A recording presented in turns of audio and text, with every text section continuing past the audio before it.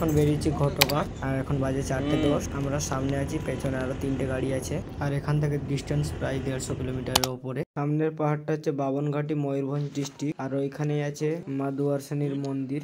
আমরা ওই মন্দিরের কাছের রাস্তা দিয়েই যাব। আর এখানে প্রচন্ড ট্রাফিক জ্যাম, আর ট্রাফিক জ্যাম কিসের জন্য বলতে পারছি না। এখানে সকাল হয়ে গেছে, অনেক বিরক্তিকর মনে হচ্ছিল। একটু গাড়িটা যাচ্ছে সামনের দিকে, আবার দাঁড়িয়ে পড়ছে, একটু যাচ্ছে আবার দাঁড়িয়ে পড়ছে। আর এটা হচ্ছে 1/1 রোড। রং রুটে অনেক গাড়ি ঢুকে যাচ্ছে, রুটে গাড়িটা ঢুকে গিয়ে আবার ব্যাক করছে।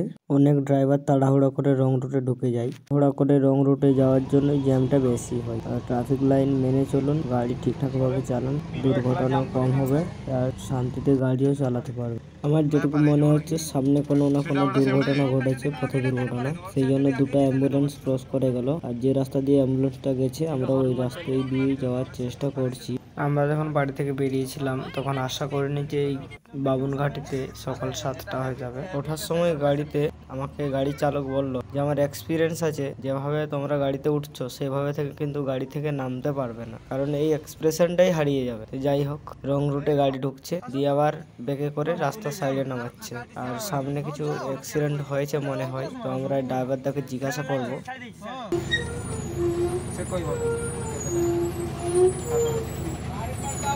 गाड़ी पलटा हुआ है, क्या गाड़ी है यहाँ पर? अच्छा, তো আমরা শুনলাম যে সামনে অ্যাক্সিডেন্ট হয়েছে। কথা শোনার পর আমরাও সাবধানতা অবলম্বন করে যাব। আস্তে আস্তে আমরাও সামনের দিকে যাই, কি হয়েছে দেখা যাক। ফাইনালি আমরা জ্যাম থেকে বেরিয়ে একটা বাসের পিছন পিছন যাচ্ছি। কোথায় অ্যাক্সিডেন্টটা হয়েছে আপনাদেরকে দেখাবো, কিভাবে গাড়িটা উল্টেছে। আর গাড়ি চালকের মুখ থাকতে শুনছি, যারা নতুন গাড়ি নিয়ে আসে এদিকে তারা কখনো ঠাকুর মানে না, আর প্রণাম টনামও করে না। ओ हो ठीक है ना, हाँ ये ठीक है। ट्रक का पलटी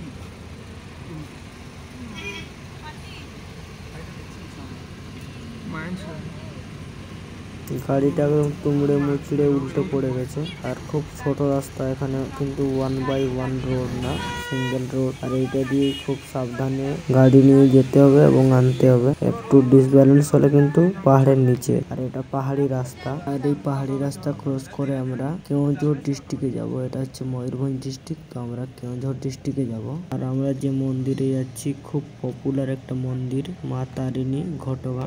ওটা মন্দিরটা খুব পপুলার, সবাই নারকেল পাঠায়। সবাই জানেন যে ওখানে নারকেলের পুজো হয়, আর মা তারিণী নারকেলেরকে বেশি ভালোবাসেন। তো যাই হোক,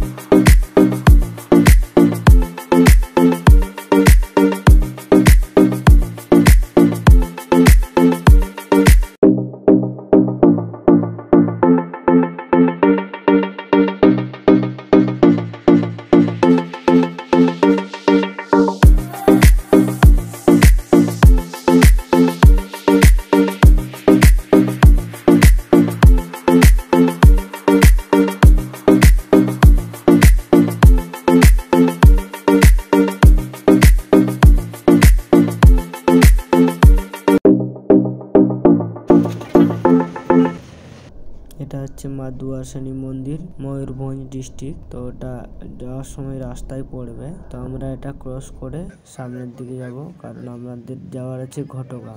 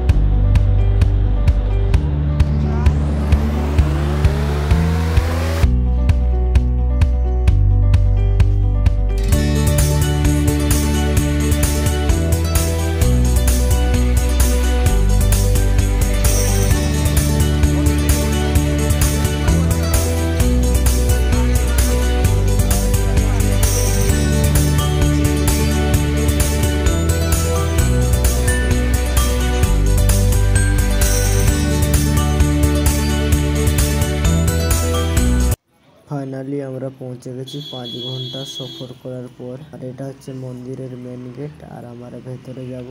আর এখানে শুধু এটাই মেন গেট না, আরো 3টে মেন গেট রয়েছে এরকম। আর এখানে বাইরের ভক্তরা নারকেল দিয়ে পাঠিয়েছেন, এগুলো পুজো হবে। আর এখানে এগুলা ভোগ মিষ্টি হয়ে এখানে বিতরণ হয়ে যাবে। মন্দিরটা কিন্তু অনেকটা এলাকা জুড়ে। আর এরকম মন্দির আমি প্রথমবার এসেছি 5 ঘন্টা রাস্তা জার্নি করে। আর এখানে আসার মেন কারণ হচ্ছে আমার ভাগনার পুজো দেওয়ার মান্যত ছিল, তো আমরা এখানে পুজো দিয়ে উইথ ফ্যামিলি।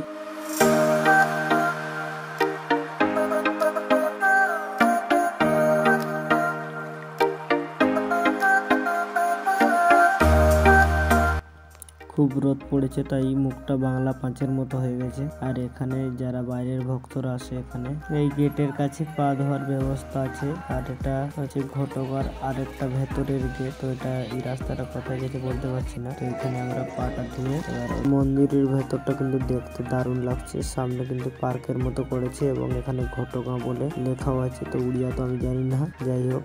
আর এখানে রাজা মূর্তি আছে। যারা 108টা নারকেলের মান্যত রেখেছেন, আপনারা বাইরে যদি দামাদামি করতে পারেন, খুবই কম টাকার মধ্যে আপনার 108টা নারকেল হয়ে যাবে। আর এই মন্দিরের সবচেয়ে বড় ব্যাপার হলো ভেতরে মোবাইল ফোন এলাও না, কোনো প্রকার ইলেকট্রনিক জিনিস ভেতরে মন্দিরের ভেতরে এলাও নেই। তো এই ব্যাপারটা আমি জানতাম না, ভেতরে ফোন নিয়ে গেছিলাম। তো ফোন দেখতে পেয়ে আমাকে ফাইন করেছিল 500 টাকা। তো আমি 200 টাকা দিয়ে কোনো প্রকার বেরিয়ে এসেছি।